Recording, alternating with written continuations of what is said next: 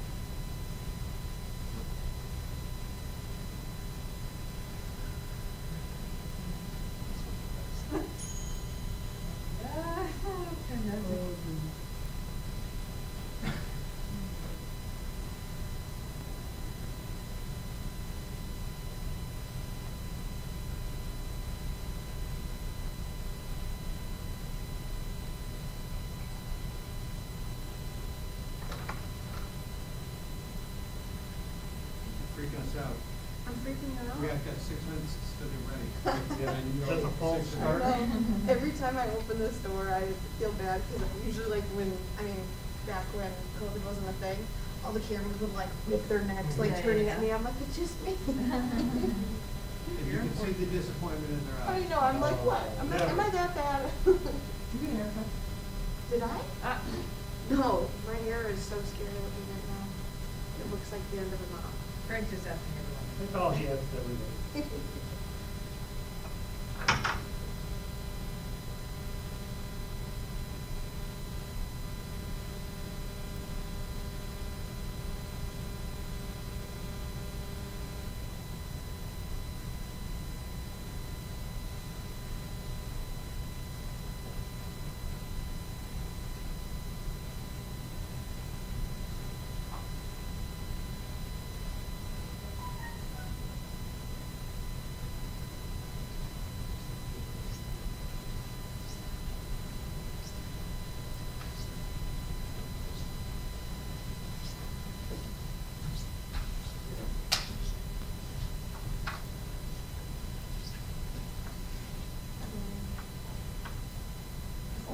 I'm good. How are you? Good. For the revision, we have this interview with Dr. CK after press conference. Are you going to be shooting the press conference? No. Oh, okay. It's just for the interview one-on-one with her, Okay. since she's a little bit of Spanish. Will we do set up with you, or what else? You guys can start from here after the press conference ends if you want to do that. Yeah. Okay. Sounds good. Thank you. And Dr. ZK's here is aware of the... Yeah, she Okay. knows. Awesome. Yeah. Thank you.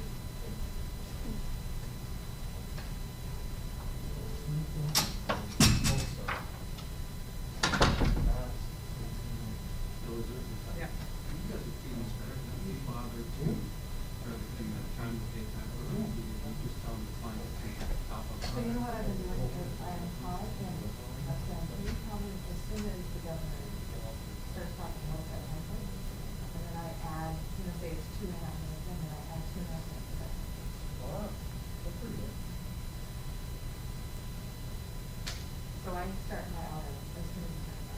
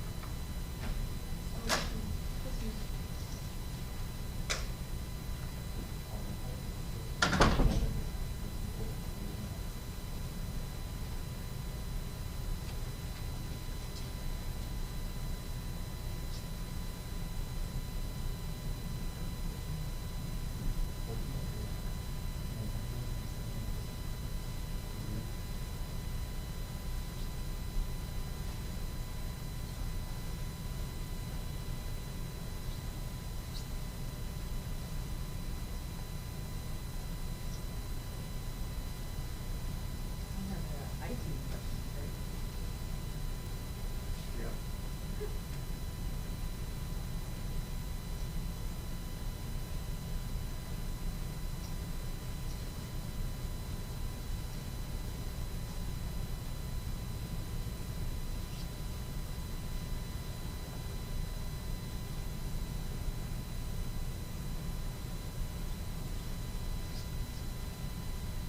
Where are you seeing that? They email me. Oh, the email usually says, That comes straight to my email. From Adriana. they're considering you the school report. Yes. Because I.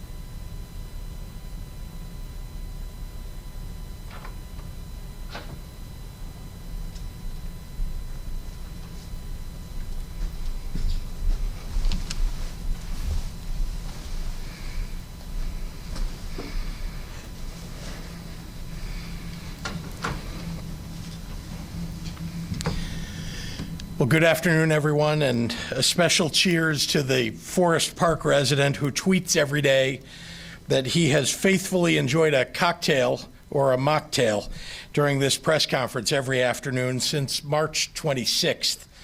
So know that your hashtag, Spritzers with Pritzker, has brought a smile to the governor's office staff, and lots of people seem to appreciate you tweeting the drink recipes too.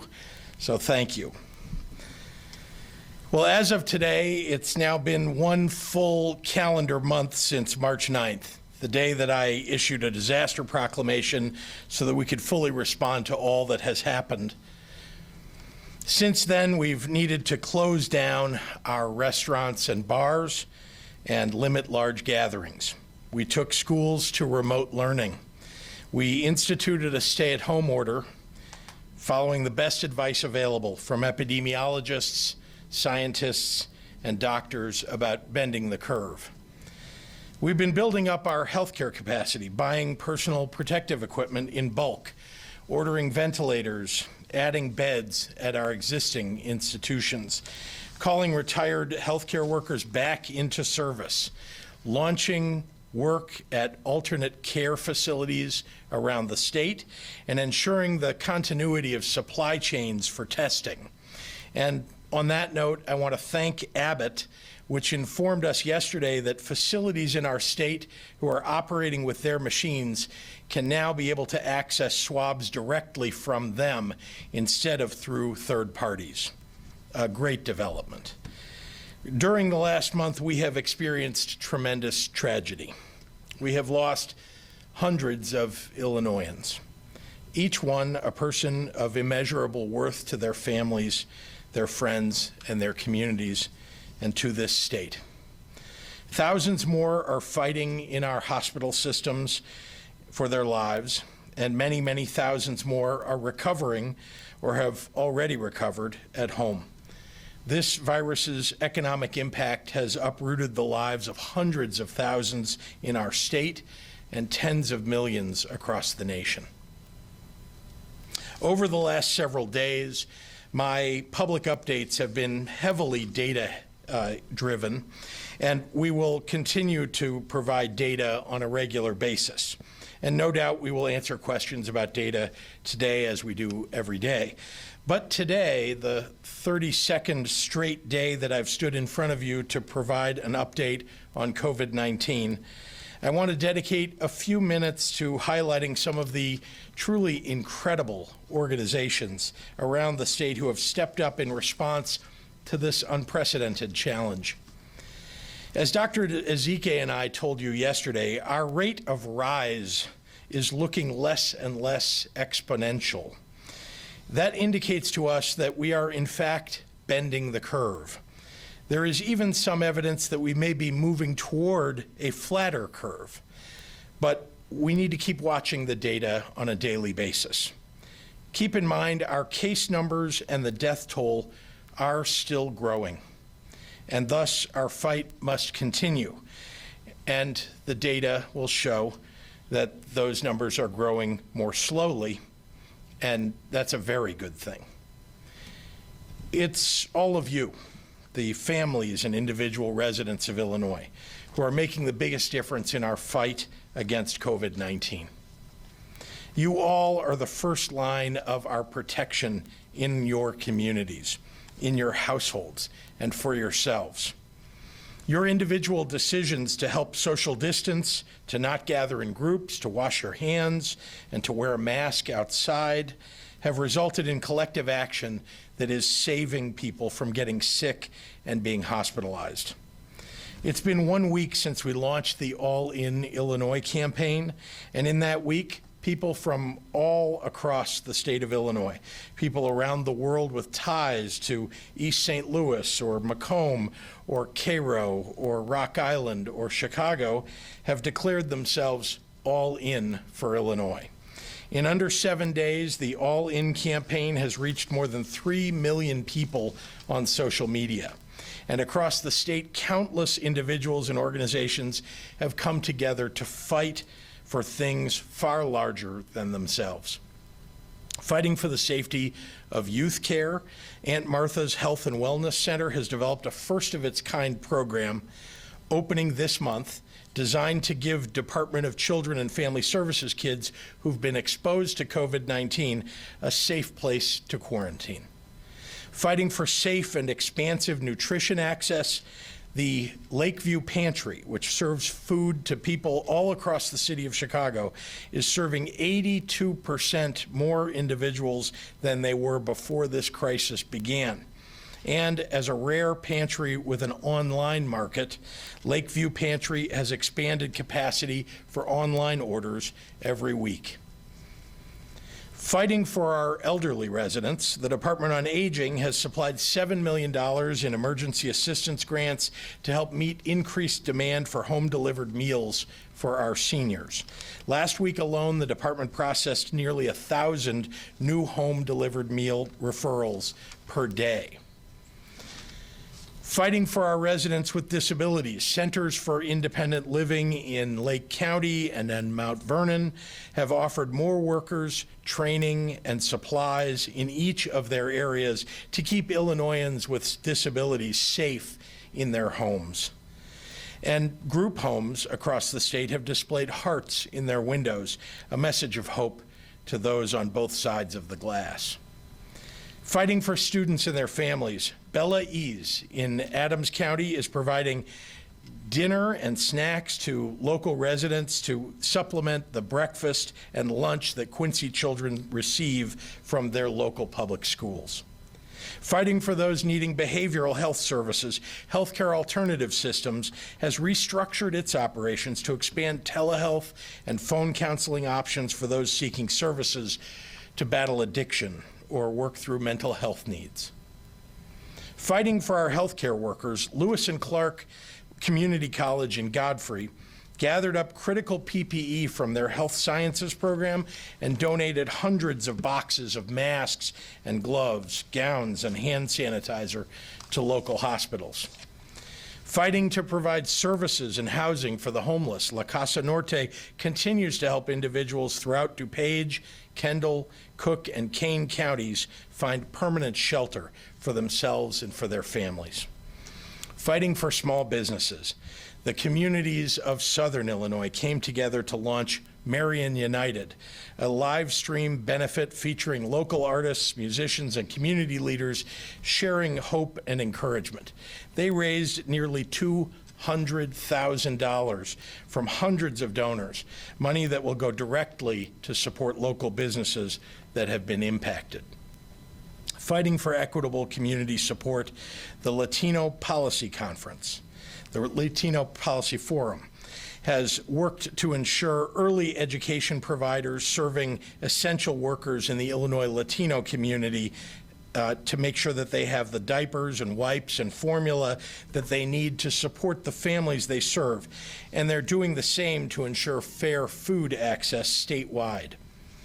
I could go on, but the point is that all across Illinois, individuals and communities and nonprofits and grassroots organizations have stepped up to meet this moment. I am very, very proud of each and every one of them, and I hope you are too. Know that everywhere that you look, there are helpers. And the truth is that Illinois is home to the kindest and most generous people in the entire nation. One final item. Over 45,000 people have now answered our call to volunteer through Serve Illinois, our state commission on volunteerism, or Illinois Helps, our volunteer network of health professionals. If you'd like to join them or learn about other ways that you can volunteer or help, such as donating blood or offering financial support to our COVID-19 relief fund, visit coronavirus.illinois.gov and scroll down to the Volunteer Opportunities section on the main page. Again, that's coronavirus.illinois.gov. So thank you, and now I'd like to hand it over to our Illinois Department of Public Health Director, Dr. Ngozi Ezike, for today's medical update. Doctor. Thank you, Governor, and thank you for sharing all that great news about people and organizations doing great work. And I think you've inspired many people to be a part of this great effort, and so thank you for your continued leadership. The response to the COVID-19 pandemic has been tremendous. The community partners, hospitals, healthcare providers, individuals, people who are keeping our essential businesses running. Of course, our first responders, we could never forget them. And I have to tout again our public health frontline workers. It's time for another shout out to our public health officials. This week is National Public Health Week, so it's officially the time to recognize the contributions of public health and highlight issues that are important to improving our nation's health. This pandemic is certainly testing the public health system. The IDPH laboratories are working around the clock now, 7 days a week, multiple shifts, testing specimens for COVID-19, and communicable disease experts are issuing guidance on an extensive range of issues and tracking cases. Our preparedness staff are monitoring and working to increase supplies, check on the capacity of the hospitals, and doing that all across the state. I want to say thank you to my public health professionals, but also thank you to the doctors and the nurses and the community organizations.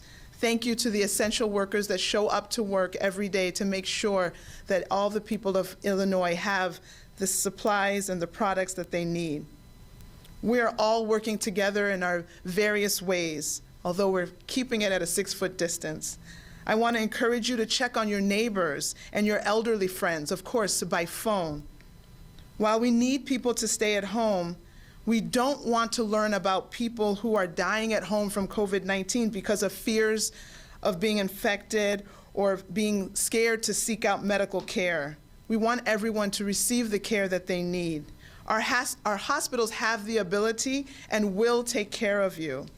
If you or a loved one is very sick or seem to be getting worse, do not hesitate to call your healthcare provider or call 911 and explain that you have worsening respiratory symptoms. We know that COVID-19 can be a life-threatening disease.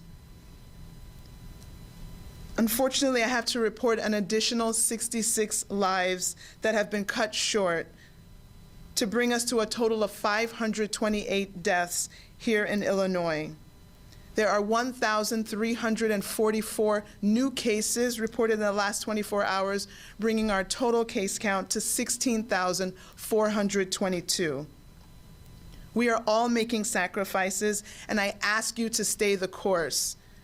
We are headed in the right direction because of all the tremendous efforts by all of you. All of these actions are making the difference, and we must continue to work together. And now I will translate comments for our Spanish-speaking population. Buenos tardes. La respuesta a la pandemia de COVID-19 ha estado enorme. Desde nuestros socios de la comunidad, hospitales, proveedores de atención médica, hasta las personas que mantienen nuestros negocios esenciales. No olvidamos a nuestros policías, bomberos y nuestras trabajadoras de primera línea de salud pública. Esta semana es la Semana Nacional de Salud Pública, un momento para reconocer las contribuciones de la salud pública que hacen mejor la salud de nuestro estado y nación. Esta pandemia ciertamente está probando el sistema de salud pública. Los laboratorios de IDPH están trabajando día y noche para analizar pruebas de COVID-19 y los expertos en enfermedades transmisibles están investigando casos. Nuestro personal de preparación están trabajando para vigilar capacidad de los hospitales en todo el estado. Quiero decir gracias a los profesionales de la salud pública, gracias a los médicos, a las enfermeras, gracias a las organizaciones comunitarias, gracias a las trabajadoras esenciales y gracias a ustedes por todo que están haciendo en sus propias comunidades. Todos estamos trabajando juntos, pero con una distancia de 6 pies. Quiero alentar a la gente que se comunique con sus vecinos y amigos mayores por teléfono. Necesitamos que las personas que se quedan en casa, pero no queremos oír de personas que fallecen en su casa debido a COVID-19 porque no buscaron la atención médica que necesitan. Nuestros hospitales tienen la capacidad y ellos te servirán. Si usted o un querido está muy enfermo, no duden en llamar a su doctor o llama a 911 y explique que tienes problemas respiratorios que están graves. COVID-19 puede ser una enfermedad mortal es importante de estar informado sobre los síntomas. Hoy terminó mis palabras reportando 66 vidas adicionales perdidas por un total de 528 muertes en Illinois. Hay 1,344 casos nuevos, lo que eleva nuestra total a 16,422. Todos estamos haciendo sacrificios y le pido que mantenga el rumbo. Todas nuestras acciones marcarán la diferencia, pero tenemos que trabajar juntos. And with that, I am happy to turn it back over to Governor Pritzker. Thank you. Reporters, please let Claire get you a microphone so that the people who are listening online can hear your questions. Good afternoon, Governor. The pool reporter today. Lots of questions, so bear with. So this is either for the governor or Dr. Ezike. The CDC put out this Wednesday about a Chicago super spreader and how that they tracked him. What does this case show overall, and the warning to people that continue to live their life as they normally would? Doctor. No, I mean, the guidance remains the same. We know that anybody can catch this virus, and that means anybody can transmit it.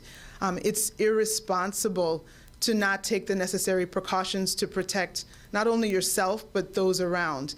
I've heard of people saying, oh, I'm young, I'm sure I'll be fine. It's not enough to say that, because while you might be fine, the person that you infect might not be as fine. And so I'm begging and urging people to look beyond themselves. And I know this message is obvious to most people, but to the few who think that this is not something for them to act on, please think beyond yourself. Think beyond just your immediate family. If you think nobody is at high risk, just remember that there are those who contracting that virus from you, it could literally end their lives. And again, Dr. Ezike, why are some zip codes seeing more cases than other cases? 60645 in the Chicago's Northwest Side is leading the state, 272 cases. Are public health officials investigating that area for potential reasons behind the higher level of cases there? So yes, we know that there are higher risk areas. There are zip codes where there may be more cases. First of all, let's not put all our eggs in the zip codes and the tallies that we have there, because we do know that there are many more positive cases than we have actually tested and confirmed. Again, you know, working as hard as we can to get those testing numbers up and increasing that capacity. But nevertheless, for every case that you find, there are many others. So it doesn't mean, again, we've been stressing that significantly, that even if you think you don't have a case in your zip code, that's probably not actually the case. But we do know that there are areas, communities, neighborhoods where there's a higher density of people with whether it's comorbid conditions that predispose to serious complications and death. We know that there are certain ethnic groups that have these high risk. African Americans, we know, have a higher risk of hypertension, other cardiac disease, diabetes, obesity. These are all significant risk factors that portend to higher complications, including death. So it's not necessarily news that we have zip codes that have more spread. And you also have to think about density in certain communities and in certain households. We do have multiple examples of families where multiple people have contracted the virus, multiple people in the same family have died. And that might be based on how different communities live, where there are extended family members that live in a single dwelling, which would obviously cause more spread, because we've seen that the first people to get the virus from an index case are people who are in their household contact. That's the closest contact. Perfect. Thank you. Governor, what feedback have you gotten from small business owners about how the minimum wage increase in July could affect business recovery issues? It's only been the large business organizations like the Chamber of Commerce who have brought this up. The truth is that I think this the the current conditions actually indicate to you more than ever before why we need to raise the minimum wage across the state. So, look, we're all concerned to make sure that we bring this economy back to where it could be, should be, after we're able to get past the peak and past the danger that this poses for many people. But that is very, frankly, it's unrelated to the rise in the minimum wage, which is a very small raise. You know, each year it goes up by a little bit, and it's a very small raise that's coming in July relative to, you know, the entire raise, which happened over will happen over a 6-year period. Okay. And Governor, the rules of unemployment were supposed to change to allow them to apply for benefits, but we're hearing from many people that IDES has not yet allowed them access to apply. Is there a time frame on when this will happen? Any advice for these people? Well, there are federal benefits, you're right, that were provided in the federal bill. But almost no state has this available to them because you've got to build a system for that. That's not just something you can add on to your existing system. So we've hired the necessary personnel. We've hired the outside provider who can build the system for us, and it'll be up in the coming weeks. Okay, so coming weeks, kind of the timeline for that? Yep. Okay. And again, we've hired the best. We can, they're working as expeditiously as they can. Every state has this challenge, so, we're going to, do it as fast as we possibly can. Okay. And last question for me, unless more come in. Across the state line, there's a community that's changed their 4th of July plans. What should we expect for the summer, and could we go through this again come fall or winter? Yes. In short, yes. The fact of the matter is that we are not going to be truly able to begin to move on until we have testing, much greater testing, contact tracing, and treatment. Test, trace, and treat. We have to have those available. That's even before there's a vaccine. But you have to have all of those. You have to have testing widely available. You have to be able to easily contact trace for anybody that tests positive, so we know all the people they've talked to, been in contact with in the last 14, perhaps 17 days. And then, of course, there needs to be some treatment to bring down the level of hospitalization, the level of ICU beds that are necessary, and, of course, the number of deaths. Governor, your counterpart in New York said this morning that they're working to ramp up testing sites in the African-American community. You are well aware of Chicago's situation. What is being done here in Chicago to get more testing in the African-American community? We're doing that very same thing. In fact, I was just talking this morning and yesterday morning about a drive-through site that we intend to put up in the south suburbs in a heavily African-American community. We're looking at other sites, and the placement of testing sites is directly related to who's getting tested, of course. So we wanted to make sure that we spread those 5-minute tests, or the 5 to 15-minute tests, the rapid tests, into communities where we know we have significant issues, like the African-American community. So those 15 machines that you heard me talk about yesterday that we're trying to get more testing capability through, we want to make sure that when those tests come in, that many of those are placed in communities where, particularly African-American communities, where we have more vulnerability than others. We were hearing from the mayor also this morning about the money the city, the CTA, CPS is expecting to get from the federal stimulus bill. Have you got an estimate as to how much Illinois is going to be getting on that? If you already talked about that, forgive me, but. You mean just on schools or overall? No, just overall. Overall, yes. So but by virtue of the last bill that was passed, and remember there's a series of bills, there was a third bill, the third relief bill. It was named the CARES Act, but it was actually the third in a series. That bill had about $2.9 billion of reimbursement for COVID-related expenses to support the states. The state of Illinois, $2.9 billion just for the state of Illinois. Actually, let me revise that. It's about $2.7 billion. Apologize. And then there's about $2.1 billion that's going to cities across the state as well for various purposes. So we do know what the amounts are. The rules around it are still in flux. There's some discussion by the Treasury Secretary Mnuchin about adjustment of the rules because states operate differently one to another, how they manage all of their affairs, and it isn't maybe written quite the right way in the bill, but it allows the Treasury Department to make adjustments to how you get reimbursed. So I'm optimistic anyway that we'll be able to get the full $2.7 billion of reimbursement.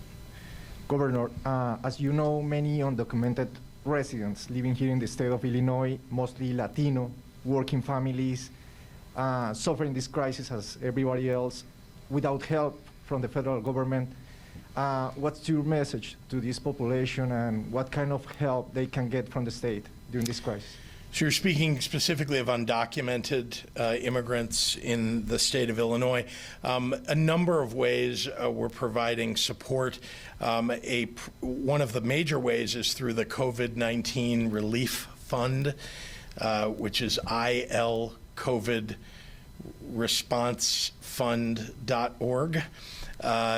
And people can apply for direct relief there or through organizations that are recipients of those funds. So that's one way. There are numerous programs in the state of Illinois that are not related to federal relief that therefore allow us to support any resident of the state of Illinois, whether they're a U.S. citizen or not. Okay, we'll go to some questions from reporters online. A lawmaker on Twitter said they would like me to say who the question is coming from, so I'm going to try and do that. This is from Lisa Donovan at the Chicago Tribune. With Dr. Ezike saying the rate of COVID-19 cases seeming to be slowing, and one of the more trusted COVID-19 forecasting models showing Illinois could peak come Sunday, and that the number of deaths are about half of what's been predicted, I have two questions. Is the governor concerned that the public may throw caution to the wind and ignore the stay-at-home order? And or does this latest data suggest that the stay-at-home order may be lifted before April 30th? I am worried about people throwing caution to the wind and seeing a nice day outside and thinking that they're not in danger. You heard Dr. Ezike talking about how some young people think that they're invincible, that this virus won't affect them. So everybody needs to know that if we are improving, and it's still up in the air, but if we are improving here in the state, it is because people are staying at home. That is something to keep in mind. So if you don't stay home, if you go out, you have some propensity to infect other people. And we need you to stay at home. We need this curve to bend, and then we can begin to talk about how we can begin to open things up a little bit more. On the second point, which was, the question about whether we're... Do you think it'll be lifted before April 30th? Yeah. Look, we talk a lot about peaking, and we talk a lot about how we're bending the curve. The curve is still upward trajectory. And so just because we're bending the curve does not mean it's bending down yet. And so people need to understand that it is unlikely that we will be able to lift this stay at home before April 30th. And indeed, as we approach April 30th, we will be thinking about what are the restrictions or rules that we need to set going forward after April 30th, because it isn't going to be, unlike what some have said, at the federal level, it isn't going to be that all of a sudden you're going to drop the, stay at home and every other restriction. And that's because there is a propensity, as another questioner had, that if you do that, we're going to see a big spike upward, and once again, hospitalizations, ICU beds filled, vents filled, and more death. This is from Marianne Ahern at NBC Chicago. Can you confirm the report that 3 Lake County hospitals have reached ICU capacity peak, and does that mean McCormick Place will accept patients sooner than next week? Thank you for that question. So we divide the 211 hospitals that are in Illinois into regions. Lake, I believe, is Region 10. And in Region 10, there are 10 different hospitals. And so when we follow this, again, that's one of the roles of public health, is actually to follow bed availability, ICU capacity, vent capacity. So as we look at those stats every single day, we know that that region has some hospitals that are that are filling up, but we know that there are other hospitals in the region that still have available beds. And then just a few miles further, there's other hospitals in Region 8 that have available beds. So we're keeping an eye on that. Again, we are not seeing an indication to open McCormick yet, but we are following closely the capacity in all of the regions, and we are recommending the continued collaboration of hospitals with their hospitals in their region to increase, to ensure that that communication is there so that they know that, oh, my hospital may be full today, and know that the other hospitals around still have some capacity. This question is from John O'Connor at the AP. Did anyone at the federal level alert you to stockpile depletion? Surprised? Unfilled orders from it? Partnering with other states, consortiums to get PPE now? How much has the state spent on PPE? We've been hard at work, as all of you know, across the globe, trying to find PPE, place orders for PPE, and then, importantly, having it shipped and delivered to Illinois. That last part you might not think is a major obstacle, but it is. And it's partly because it's very difficult right now to get things out of China, which is where much of the PPE comes from. But we continue to work at that every day, and we've actually had some recent successes at getting things loaded onto cargo aircraft and delivered back to the United States. So there is progress in that regard, and we believe that we're going to continue to meet the PPE needs of all of our hospitals. We think that we're going to continue. Remember, every hospital has its own store of PPE, and then their health department in the local area, wherever that hospital is, has a store of PPE, and then the state has a store of PPE, and the city of Chicago has its own large store of PPE. So there are multiple levels of support here. And in terms of what's been spent on PPE, we're going to be listing the various contracts online so people can take a look at it. I couldn't tell you what the total is now, but I know that it's not infrequent that we have to place a $5 million order or even a $10 million order for PPE. Think about the cost of what is normally an 85-cent or $1 N95 mask is now going for anywhere between $4 and $7 a piece. So if you need millions of them, as we have indicated that we do, a million of those at $5 a piece is $5 million. So, and that's just N95 masks. This is from Ed Zadi at the Sun-Times. Governor Baker of Massachusetts has launched a virtual call center of 1,000 people to trace contacts of those testing positive for COVID-19, thus helping stop the spread of the virus. Are you considering any similar contact tracing measures in Illinois? Yeah, because it's a great, what they did in Massachusetts is a great indicator of what really needs to happen all across the nation, and especially as we, I talked about as we, peak and move beyond the peak. I talked about testing, contact tracing, and treatment, and that tracing piece is a huge one. So what we've been doing up to now is tracing individuals as they have been identified, but as we increase the testing across the state, and we are increasing, because the last time we talked to you about contact tracing, I think we were doing about 1,000 tests per day, and now we're doing about 6,000 tests per day. There's even more need for contact tracing. So I would just say we are working on that. I liked what Governor Baker did with regard to creating a core of people who do that, and I think that's something that we will consider doing here. This is from Hannah Meisel at the Daily Line. What is DHS's plan to mitigate the spread of COVID-19 in residential centers for the developmentally disabled now that cases are reported, especially given the challenges that population presents, including not necessarily understanding what's going on? Yeah, I'm going to allow Dr. Ezike to answer the latter three-quarters of this, but I just want to say that congregate settings, we've talked about this a lot, are very, very difficult ones, but they're necessary. Congregate settings are necessary. They're difficult ones for us to manage. However, in each one of those, we've provided PPE to the staff, for residents who need it, and have specific set of protocols around it whenever there is, well, first of all, right up front, we close down visitation at many of these facilities, most of them, in fact, because we didn't want any outside people coming in bringing COVID-19 in with them. But a lot has been put in place, indeed, even at the ones where there are COVID positive test results now. So we believe that, we're going to be able to limit the spread as best we can with PPE, with staff following the protocols, and by separating the various residents between those who have COVID-19 and those who haven't. But Dr. Ezike? So DHS being part of the Health and Human Services portfolio, we're close partners with IDPH.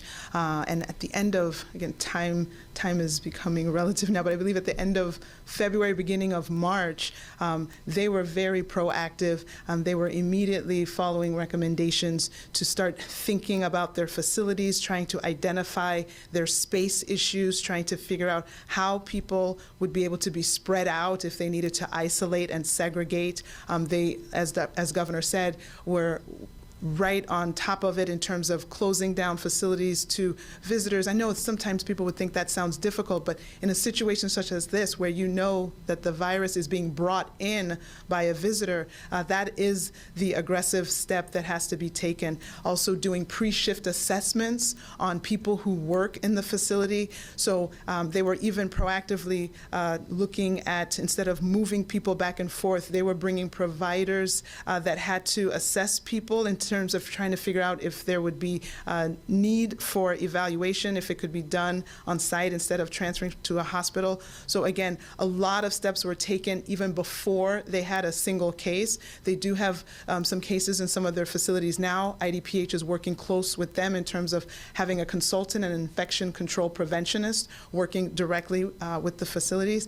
And so we're keeping a close eye and partnering. I think we had a delivery of PPE with thousands of masks, surgical masks, and N95s that even should have been delivered today. So we are following closely, and they're doing a great job, and we're going to mitigate as much as we can. This question is from Jamie Monks at the Tribune. There have been reports that HHS plans to no longer support community-based COVID-19 sites, many at Walmart parking lots. Is this accurate? Has the state been told this? Will these test sites continue? If so, who will pay for the testing? Yeah. So just to back up a second, HHS, the federal government, set up this organized effort to have drive-through facilities with Walgreens parking lots, Walmart parking lots, and signed a deal with LabCorp and Quest, which are two of the largest laboratories in the nation, to do the actual evaluation of the test. The swabs themselves would be done at the drive-through, and then those swabs sent to LabCorp and Quest. That's what we're talking about when we talk about the federal sites that HHS put up. We have a number of those sites in Illinois. It is true that on April 10th, which I think is tomorrow, they will be handing over those sites to the states. Their intention, they didn't say this up front, but it became clear about a week ago that their intention was to set these up, to make them operational, and then to hand them over to the states. And so we are taking over those. We will be providing personnel. We've asked for as much support as we can get from the federal government in that turnover, because obviously we have a limited number of healthcare personnel available in the state, but we need to do this testing. I think the biggest challenge is that they're only providing a limited number of swabs for each of those sites, as they have only been using a limited number of swabs themselves at each of those sites, and we'd like to do more. And so I've asked for more swabs from the federal government.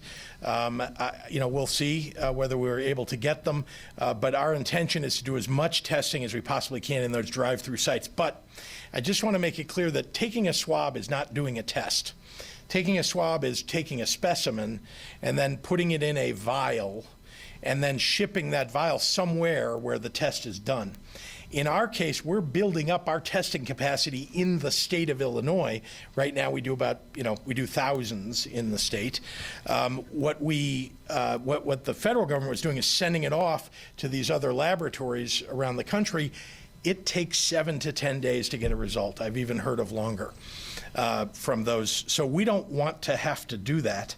And so that's why we've bought machines. That's why we're working so hard to build up our stores of VTM, the viral transport media, of swabs, and of RNA extractor, so that the reagent that's necessary, so that we can do more of that here, so that we can get faster results in those drive-through facilities. But we're grateful to the federal government for setting them up.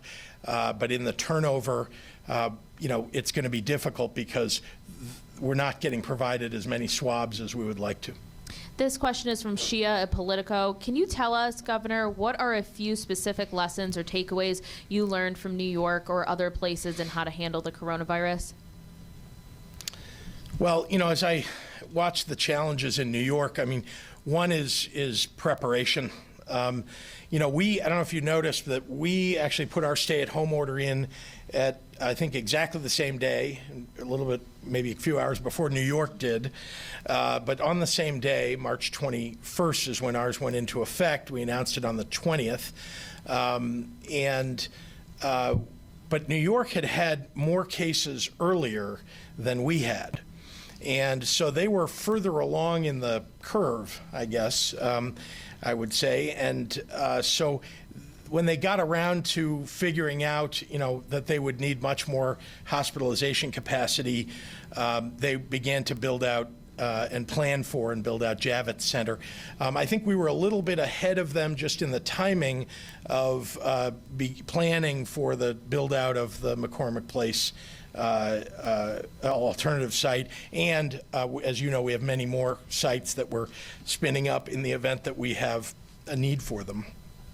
So I just overall, I would say, being early at it is certainly something that's been very important to us.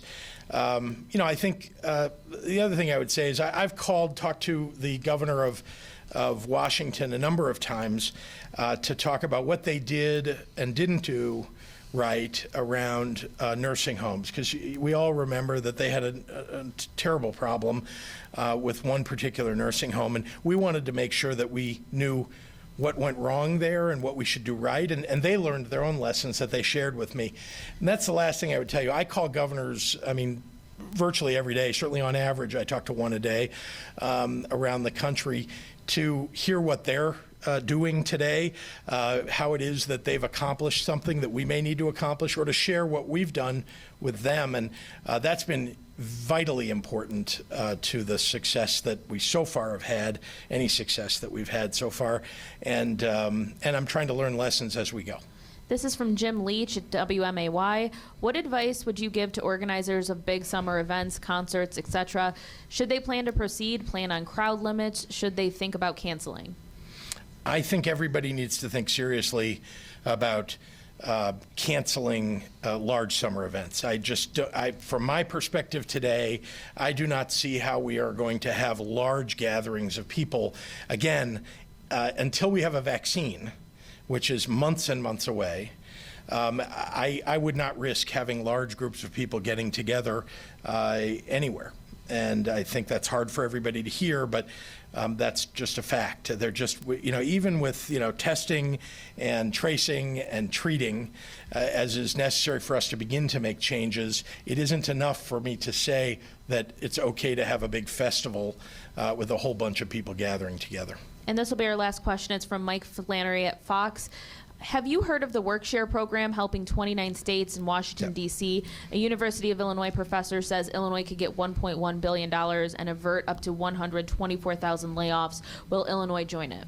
Yeah, it's an excellent program. I understand that the availability of that program was open under the previous governor, and he didn't act upon it.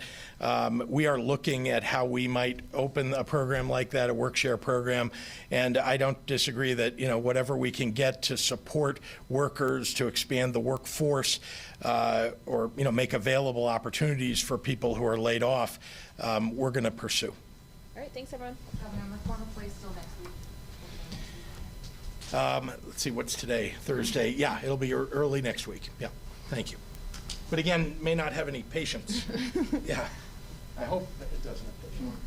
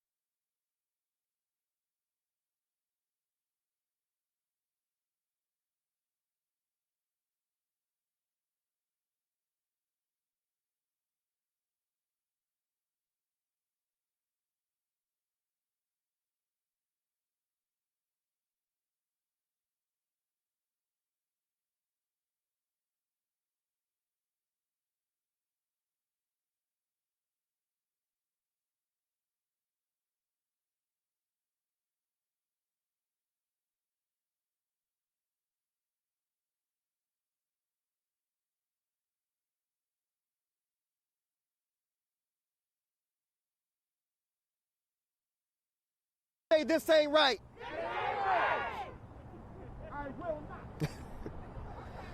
All of this, we're doing doubles, coming to work on our days off, not getting the proper rest. Somebody say this ain't right. This stress stretches to our EVS members as they directly and indirectly face concerns of safety when they must clean the patient rooms and the areas impacted by these patients. I want to say to our EVS brothers and sisters, we stand with you.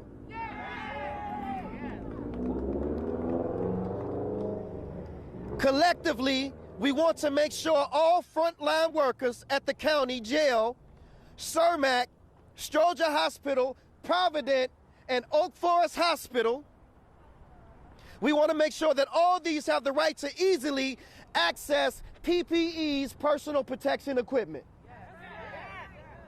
How many times have we come on the floor and asked for an N95 mask? And the coordinator act like you asked them for their social security number or the keys to their house. Somebody say that ain't right. In particular, county hospital workers are some of the most vulnerable, and they absolutely need to be protected. When we are protected, it helps us ensure that the people we serve are protected, as well as our family members.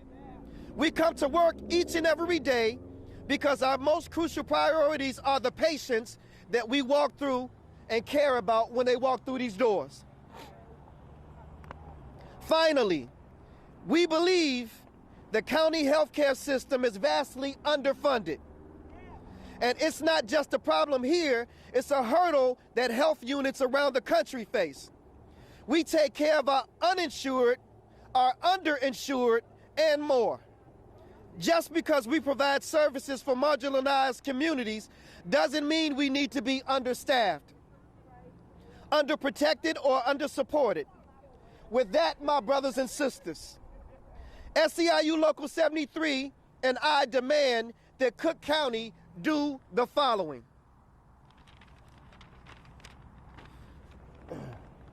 The focus should be on protecting all of our frontline workers.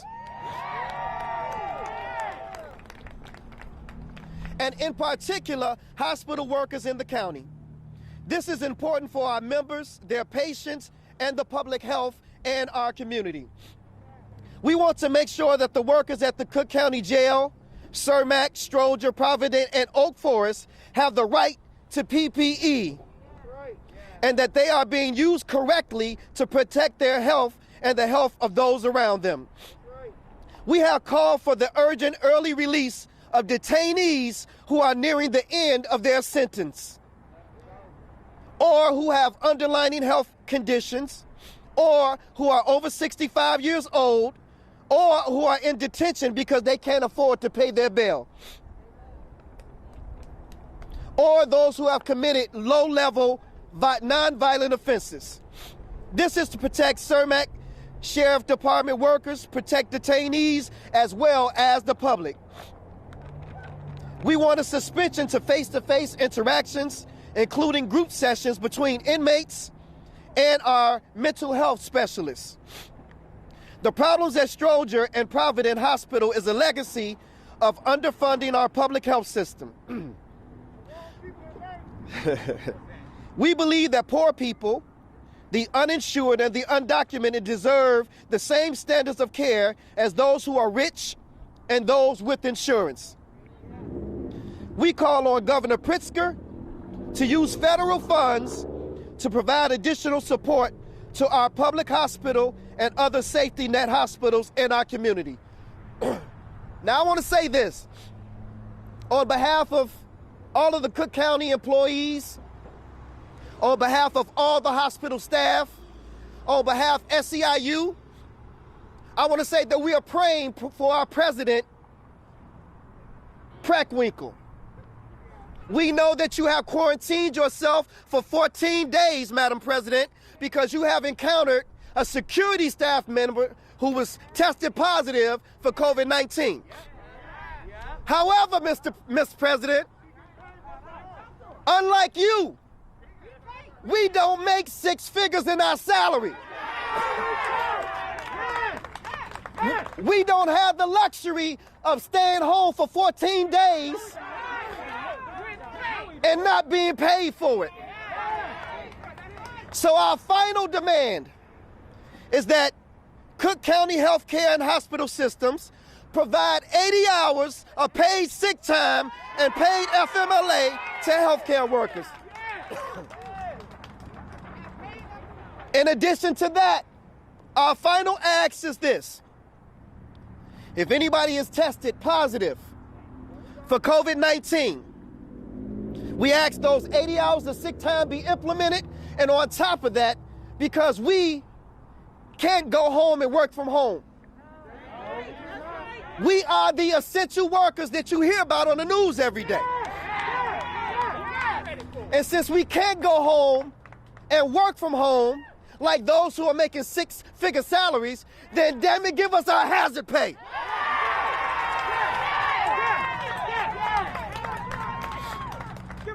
We are the ones who are on the front lines. We are the ones who are taking risks. We are the ones who are coming to work every day, and we don't want to take what's here home to our family. Somebody say, give us our hazard pay.